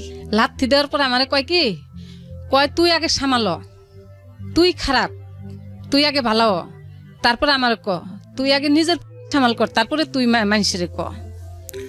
ছি ছি ছি ছি ছি। আমরা একটা বুঝতে পেরেছি খুব কষ্ট পেয়েছেন আপনি, যে কারণে হয়তো আপনি কথাগুলো সরাসরি বলছেন, আপনার ছেলেও পাশে বসে আছে। আমি বুঝতে পারছি যে সিচুয়েশনটা আসলে খুব খারাপ ছিল। তবে আমি আপনাকে রিকোয়েস্ট করবো যে বিষয়টা আমরা বুঝে নিয়েছি, আপনি এই স্ল্যাং ল্যাঙ্গুয়েজগুলো যেগুলো আপনার সাথে ইউজ হয়েছে সেগুলো আপনি না বলেন, অন্য কিছু বলেন। তারপর পরে আপনাকে গালিগালাজ করলো? হ্যাঁ, পরে আমার ঘরে তো গেলোগা যাওয়ার পরে 1 সপ্তাহ আমগর কেউর ফোনই ধরে না। ওর সাথে আবার ভালো সম্পর্ক, ওর ফোন দিলেও ওর বলে মুখামুখি গালাগালি করে। মুন্না ভাই ফোন দেয়, ধরে না। তারপরে আমার মেয়ে ফোন দেয়, ধরে না। তা আমি একদিন ছেলের বাসায় গেলাম। আমি যাই বললাম যে দেহ, একটা সে না মেয়ে, ও কোথায় আছে তুমি অবশ্যই জানো, জি, তুমি ওরে কইলে ও বাসায় আসবো। আমি চাই যে ও বাসায় আসুক, আমি কোনো গন্ডগোল করতে চাই না। ও যদি ফাঁকে থাকে, জুল মরে যায়, তাও তুমি বাঁচবা না। আর ও যদি বাইসে থাকে, জুল ফাঁকে থাকে, তাও তুমি বাঁচবা না। কারণ আমার তো গ্যারান্টি আর কেউ দিতে পারবো না। আমি তুঙ্গরে যা দেখছি, ছেলে অনেক গরম হয়েছে, আমি সরে আসছি। আসার পর ওনার বোনের কাছে গেছি, যেহেতু আমার মেয়েটা ঘরে নাই। ওনার বোনের যাই আমি বললাম যে দেখেন এই ঘটনা। ওনার বোনে করলো যে আপনি ছেলের বাসায় আবার যান, আপনি ছেলের যাই চাপ দেন। আমি আবার ছেলের বাসায় গেলাম, যাই করলাম যে দেখো তুমি এখনো কোনো ব্যবস্থা নিলা না, তুমি দেখছো যে আমি চুপ করে আসছি, পরিণাম আগুল ভালো হবো না। হয় ওর আজকের দিনে তুমি বাই করবা, আর না হয় আমি ব্যবস্থা করবো। মানে কি ওকে লুকিয়ে রেখেছে বা কিছু করেছে? মানে ও যেন আছে ও জানি, ছেলেটা জানে, কিন্তু আপনার কাছে নাই, তাই তো? পরে 15 দিন পরে আমার মেয়ে, মানে আজকে যেমন এই কথাটা বলে আইলাম ছেলেরে, এই ছেলে ওর সাথে কন্ট্যাক্ট করছে, কইরে আমার মেয়ে ফোন দিচ্ছে, ফোন ধরলো, তুই কোথায়? কয় আমি ফার্ম গেট। কি করতেছ? চাকরি করি। যে তুই বাসাত কে আবি না? কয় বাসাত যামু। এই কতদিন করলে ফোনই ধরে নেই। কয় বাসাত যামু। তাহলে বাসায় আহে, কয় টাকা লাগবো? কত টাকা? কয় 2000 টাকা লাগবো। আমি খাইছি থাকছি, 1000 টাকা দিতে হবো। আমার মেয়ে 2000 টাকা পাঠাইলো, পাঠাইয়ে ও আসলো। আসার পরে এই ছেলে আমারে কি করলো, ও যে সকালে আইলো, রাত্রে আমার মেয়ের আর আমার হুদ্দে ডাইকে নিয়ে গেল বোনের বাসায়। বোনের বাসায় নিয়ে যায়, মানে এত যাবত যা করছে সব মিথ্যা প্রমাণ করলো। করার পরে আমার মেয়েরে, আমার বড় মেয়ে ফোন দিল যে স্যার যে এলি কথা কইছে এটা কি সত্যি? কয় না। কয় যে তোমার সাথে যে এটা হয়েছিল এটা তুমি শুনছো, এটা কি সত্যি? না, মানে সব না। মেয়ে সব না করলো। পরে আমার মেয়ে বড়ে কইলো যে দেখো মা, তুমি এখন ওই ছেলের পায়ে ধরে মাপ নাও, তুমি ভুল করছো। পরে আমি অন্তনে ছেলের পায়ে ধরে উঠে আসছি। আসার পরে আমি ওই মেয়েরে বললাম যে তুমি যেন মন চা তুমি চলে যেতে পারো, আমি আর তোমার রাখবো না। তুমি কি করবো এটা তোমার ব্যাপার, ওটা আমার ব্যাপার না। পরে আমার বড় মেয়ে গাড়ি ভাড়া টাকা দিছে, পরে বাড়ি চলে গেছে। এখন আমি মেয়ে যা করছে, এখন আমি এই ফুলার জন্য বলি যে আমি যত কষ্ট করতেছি জীবনে, আমি শুধু অগরের জন্যই করছি, আমার নিজের সুখ চাইনি। এখন আমি চাই যে আমার ছেলেটা ভালো করে লেখাপড়া করুক, ভালোভাবে মানুষ হোক, আমার না দেখুক, আমার দেখার কোনো প্রয়োজন নেই। ওরা ভালো হোক। আমার কথা যে মানুষে কয় যে ওই বেটি কষ্ট করছিল, ওর একটা পোলা মানুষ করছে, আমি এইটুকু চাই, কিছু চাই না। এই ছেলেও ওই মেয়ের কথা শুনে আমার ধাক্কা দিচ্ছে, একদিন আমার মারবার গেছে, বুঝছেন? আমি এটাই চাই যে দেখেন, আমি জীবনে যা কষ্ট করে আইছি, আমি সব কিছু ভুল করছি, কিন্তু আমার মতন জানি কোনো মা ভুল করে না। যদি কোনো মা সরে আসে, পোলাপান জানি নাথিরে থুয়ে আসে, কেউ জানি পোলাপান নিয়ে আসে না। আপনি বললেন তো, তারপরও মারা কেন জানি পারে না, এবং মাকে আল্লাহ পারতে দেয় না। কারণ মা যদি সন্তানের কাছ থেকে সরে যায়, তাহলে পৃথিবীতে আমি জানি না, মানে নৈরাজ্য যেটা বলে সেটার এক্সট্রিম রূপ হয়তো মানুষ দেখবে, হয়তো কিয়ামতের সন্নিকটে হয়তো এরকমই হবে। কিন্তু একটা কথা আপনি রাশেদকে নিয়ে একটু আগে বললেন যে আপনাকে গায়ে হাত তুলতে গেছে বা এরকম কোনো কিছু, কি হয়েছিল? ঘটনাটা কি ছিল? ঘটনা মানে ওই যে পড়তে বসে না। আচ্ছা, পড়তে বসে না, দুজনের হাতে ক্যাচ করি। আমি সারাদিন কাম করি, ঘরে এসে দেখি যে অবস্থা, তখন আমার মেজাজ খারাপ হয়ে যায়। খুব স্বাভাবিক। হ্যাঁ, পাগল হয়ে যায় যে আমি হাঁটতে পারি না। এখন আমি এত কাজ করছি যে আমার শরীরে কোনোদিন কনে কাজ করছি, এখন আমি হাঁটতে পারি না, আমার এই সাইডটা অবশ্য হয়ে যায়। তে ওই 1-2 কথা নিয়েই আমি ওরে মারছিলাম, গালের মধ্যে চড় দিচ্ছিলাম, এই জন্য আমার মারছিল। এখনো 4 মাস, 9-এ পরীক্ষা দেয়া 4 মাস, স্কুল কি জিনিস কইতেই পারবো না, বই কি গুছে বহে কইতে পারবো না। ও গেল গা নবীনগর চাকরি করব। আমি ফোন দেই যে তুমি আয় পর, তুই আয় পর, তোর চাকরি করন লাগবো না, তুই পড়াশোনা কর। 2 মাস কাটাই আইসছে, আই আবার বাড়ির যায় 1 মাস কাটাই আইলো। তারপরে যা আইসছে, তুই পড়তে বহস না, পড়তে বহস না, মানে পড়লে আমার মন শান্তি। উজুল পড়তে বহে মনে হয় যে আমার জীবনটা ওরে দিয়ে দিম। আমার এমন নাকি সময় সময় যে ওর কাছে তার কিছু চাই না। আমি সেদিন ওরা বুঝাইছি যে দেখ বাবা, আমি কি তোরে কোনোদিন কইছি যে তুই কেরোর একটা টেহা চুরি করে না আমার দে, বা কোনোদিন কইছি যে কেরোর একটা জিনিস চুরি করে না আমার দে? তোরা কেড়ে আমার সাথে এরকম করস? তোর সাথে তো আমি ক্যাশ চাই শুধু একটা কারণে, তোর স্বার্থের জন্যে, যে তোরা মানুষ এই জন্যে। এই যে এখনো কুচিনে ভর্তি করাই দিচ্ছি, কুচিন তনে যে আহে আয়া রাইতে কি করে আধা ঘন্টা পড়লে কি ওর পড়া হবো? ক্লাস 10-এর একটা ছাত্র 4 মাস পড়ে নাই, সামনে পরীক্ষায় বসছে, আধা ঘন্টা সময় পড়লে পড়া হবো? ওই আধা ঘন্টার সময় কি করে প্র্যাকটিক্যাল করে, প্র্যাকটিক্যাল করে কি তোর পড়াশোনা হবো? প্র্যাকটিক্যাল মানুষ কখন করে? আমি মূর্খ থেকে বুঝি না। তোর পড়াশোনা শেষ করে হাইরে তারপরে ওটা করবি, ওটা তোর বাড়তি কাজ। তাই থেকে কি করে পড়তে বইয়ে ওইটা বুঝতে এই লিজুল কইতে যাই, তাহলে আমি মাও ভালো না, বুঝছেন? এরপরে আমার একটা দোষ আছে, আমি একটু বললে দিই। নিশ্চয়ই নিশ্চয়ই বলেন। আমি একটা লোকের সাথে সম্পর্ক করছিলাম, যখন আমার স্বামী বিয়ে করলো, এই কথাটা দূরে চলে গেছে, আবার আমি কাছে নিয়ে ছোট করে বলেন, হ্যাঁ সমস্যা নাই। তখন আমি যখন মেসে কাজ করতাম, তখন মানুষ আমার নিয়ে একটা খারাপ মন্তব্য করতো। মানে আমার শরীর ভালো ছিল তখন, দেখতে তো আমি খুব সুন্দরী ছিলাম। তা আমি চাইছিলাম যে আমার একটা লোক খালি মাথার ছায়া দিয়ে রাখতো, আমি কামাই করে আমার পোলাপন আমি চলমু, কিন্তু আমার মাথার একটা ছায়া থাকতো খালি। আচ্ছা। তা আমি একটা লোকের সাথে জড়াইয়া যাইতাম। সেই লোকটা মোয়াখালী থাকে, 7তলা বস্তিতে এর ঘর আছে। উনি একটা চার দোকান করতো, আমি ওই চার দোকানের সামনে কাজ করতাম। তো 1 দিন 2 দিন এরকম করতে করতে ওনার দোকানে আমি পান খাইতাম। তো ওনার সাথে কথাবার্তা করতে করতে উনি আমার পুরা হিস্টোরি শুনতো, আমি কিভাবে ঢাকা আসছি, তো সবকিছু শুনতো। না পরে কইতো যে আসমানি তুমি একটা, আমার হেরা আসমানি করে কইতো সবাই। তো কইতো যে দেখ, আমি তোমার জীবন সাথী হব সারা জীবনের জন্য, তুমি কোনোদিন আমার ফেলাইতে যাবা না। তো আমিও কইছি যে আমিও কোনোদিন ফেলাইতে যাব না, আমি যতদিন ঢাকা থাকবো এতদিনই আমি এই ছায়ার নিচে থাকবো। সেই লোক আমারে 6-7 বছর আমার সাথে আসছিল, 6-7 বছর ওনার সাথে উঠা বসা করছি আমি। মনে করেন যে আমরা বিয়ে করিনি একটা কারণ, উনি আমার বিয়ে করতে চাইছে, আমি করিনি। উনি কাম কাজ পছন্দ করতো না। যেটা তো আপনার প্রথম হাজবেন্ডের অভিজ্ঞতাই ছিল যে উনি ভালো ছিল না, কাম কাজ করতো না। না, আমারে কাম কাজ করতে দিত। ও আপনারে কাজ কাম করতে? আচ্ছা আচ্ছা। হ্যাঁ, মানে উনির একটা কথা ছিল যে দেহ আসমানি, তুমি যদি আমার ছায়ার নিচে থাকো, আমি তোমারে কম খাওয়াই বেশি খাওয়াই আমি খাওয়াবো, কিন্তু তুমি মাইশের বাসায় কাজ করতে পারবা না। আপনি কাজ করতেন মূলত আপনার এই ছেলে মেয়েগুলোকে মানুষ করার জন্য। তা আমি তখন ওনার কথা সারাদিন আমি বলছি যে না, আজকে আমার আপনি দিবেন খাওয়ান, কাপড় চোপড় আমারে দিবেন, আমার 3টা পোলাপান কে দেখবো? কয় তোমার পোলাপান তোমার জীবনে দেখবো না, তুমি যা ভাবতেছো এটা তোমার কোনোদিনও হবো না, কারণ তোমার গাছ ভালো না, ফল ভালো হবো না। ওই লোক আমার এলি বলতো।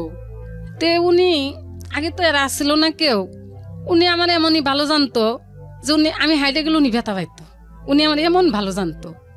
এরকম করতে করতে যখন 4-5 বছর গেছে, দিনের মধ্যে 2 বার আইতো 2 বার যাইতো, মানে আমার কাজের ফাঁকে যখন সময় পাইতাম যে আমি এখন ফিরে আসছি, তখন উনি আইতো।